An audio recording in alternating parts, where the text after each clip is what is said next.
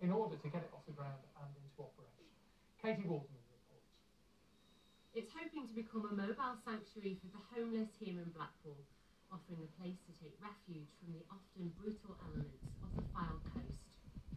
I found people in doorways that aren't alive anymore, so I know the absolute stark consequences of being homeless.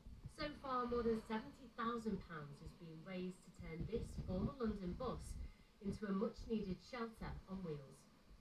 If you're in trouble and you're in dire straits, this bus, the sight of this bus will, you know, it's going to be like a bit of a miracle to them.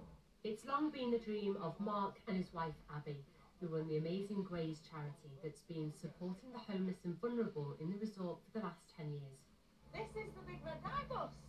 Wow, I love it.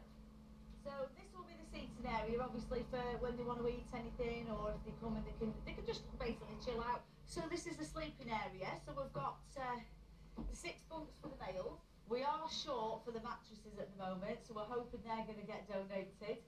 And then, obviously, the big question about safeguarding the females, we've got the door which will then link to the women's area. We want to be that little lifeline that, you know, gives them that boost up and that helping hand. The bus itself has been donated by Darren. This vehicle will save lives, and this project will save lives. People sometimes have a negative view of the homeless, but every one of them is somebody's brother, sister, son, daughter, mum, dad.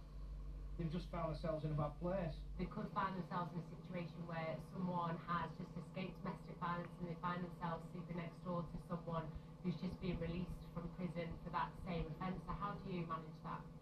So we've thought long and hard about this, and we're going to have attendants on the bus all night long. As well as a zero-tolerance approach to drugs and alcohol, everyone will be police-checked and processed when they come on board, where they'll be helped by the team of volunteers.